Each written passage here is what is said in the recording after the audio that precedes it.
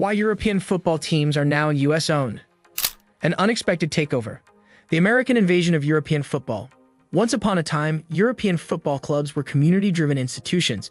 They represented local pride, generations of tradition, and passionate fan bases. But over the last 2 decades, the landscape has changed dramatically. The biggest surprise? A growing number of elite European football teams are now owned by Americans. It's not just 1 or 2 clubs.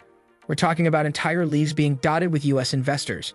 From the Premier League to Serie A, League One to La Liga, the Stars and Stripes are planting themselves deep in the heart of Europe's most historic football empires. But why is this happening? What's driving this American gold rush into the world's most beloved sport?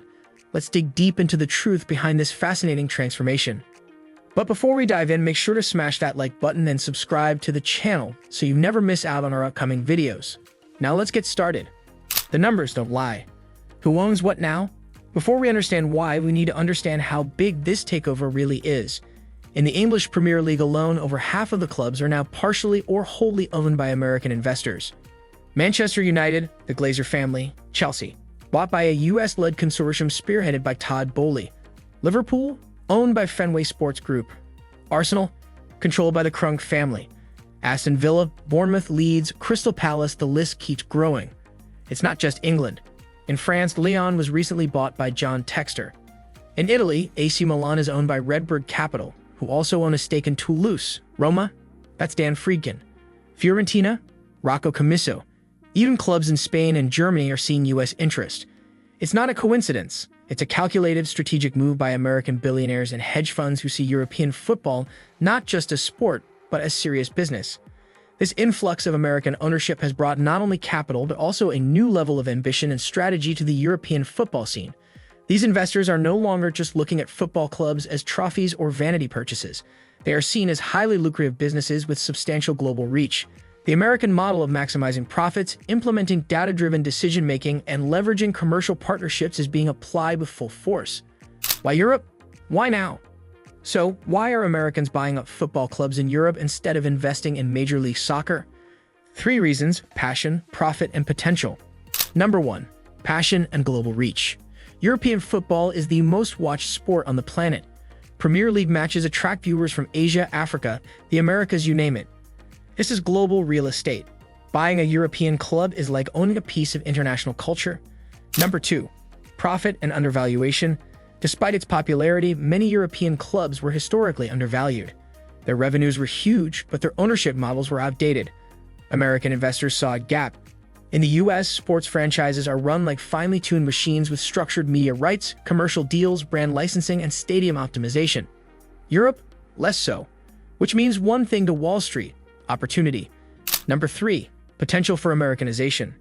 The American investors believe they can modernize European clubs by applying their business playbooks, introducing data analytics, revamping ticketing systems, leveraging global branding, and creating new revenue streams through streaming deals and digital fan engagement.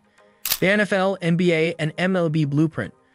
American sports leagues like the NFL, NBA, and MLB are profit powerhouses. They have franchise models, collective bargaining, luxury boxes, exclusive broadcasting rights, and long-term sponsorship deals. Owners are used to controlling the narrative, making revenue predictable and scalable. By contrast, European football has traditionally been chaotic: relegation battles, fan protests, unstable management, and unpredictable earnings. But that chaos is precisely what makes it so valuable to American investors. They believe they can tame the chaos and transform clubs into global entertainment brands.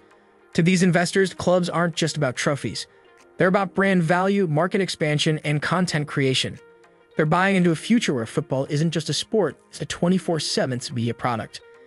The rise of multi-club ownership. Another fascinating development in this takeover is the multi-club model. Redbird Capital owns AC Milan and Toulouse. City Football Group, while not American, owns Manchester City and several other teams across continents. But Americans are starting to follow the same playbook. Eagle Football Holdings, owned by American businessman John Textor, controls clubs in England, Brazil, France, and Belgium. This model allows investors to create a network of talent, share scouting systems, move players efficiently, and even negotiate better sponsorship deals across borders. It's not just a football strategy, it's a portfolio strategy. Think of it as the football version of owning multiple tech startups. Fan culture versus corporate culture. Of course, not everyone is celebrating this American wave. Traditional football fans, especially in Europe, see it as a threat to the soul of the game. Many fans accuse U.S. owners of prioritizing profits over passion. They fear that local culture, historic rivalries, and club identities are being diluted by corporate interests.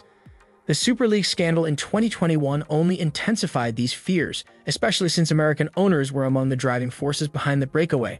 Supporters marched, banners were raised, protests broke out. The message was loud and clear: our clubs are not for sale. But here's the catch: they already were. From family ownership to private equity.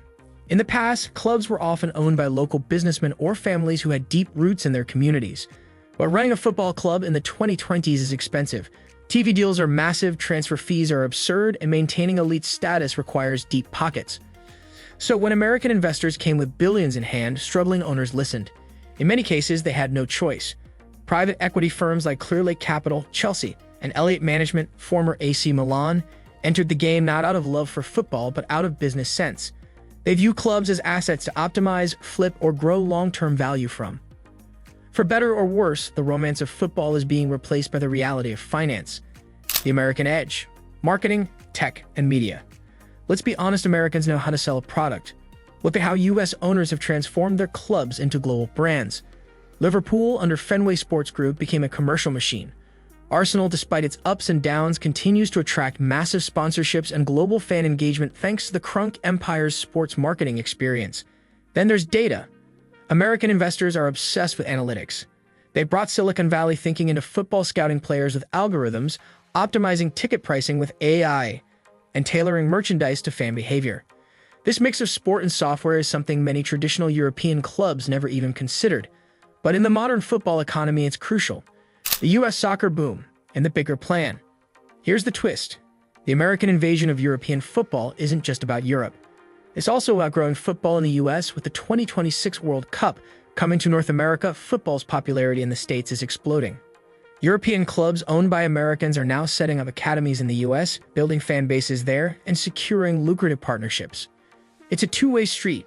Europe gets capital and modernization, while the U.S. gets legitimacy, access, and long-term influence in the world's biggest sport. Football might still be called soccer in America, but make no mistake, they're serious now. What does the future look like? In the next 10 years, we'll likely see even more European clubs fall into U.S. hands. And not just elite clubs, second-tier teams, women's teams, and youth academies are all in play. We'll also see more American-style thinking: subscription-based content models, behind-the-scenes documentaries, dynamic ticket pricing, and gamified fan engagement. Expect more multi-club systems, cross-continental partnerships, and maybe even the rise of a global football league driven by entertainment value. Traditionalists may shudder, but for investors, the future is a playground. Football is no longer just about what happens on the pitch. It's about who owns the pitch and what they plan to do with it. A game in transition. European football has always been about tradition, about rivalries, pride, and unforgettable moments. But we're living through a new chapter, one defined by globalization, technology, and capital. The American invasion isn't necessarily about destroying football, it's about transforming it. Whether that's good or bad depends on where you stand. For fans, it's a challenge to preserve culture while embracing change. For investors, it's the ultimate canvas for growth. And for football itself, it's the beginning of a new era. What's certain is this: the days of local owners and sentimental club stories are fading fast. In their place stand billionaires, hedge funds, and marketing teams wearing American flags. And the game, whether we like it or not, will never be the same again. If this deep dive into football ownership opened your eyes, make sure to like the video, subscribe to the channel, and hit the bell icon so you never miss a story that uncovers the truth behind the headlines. Drop a comment below. Do you think American ownership is helping or hurting European football? Let's get the conversation going.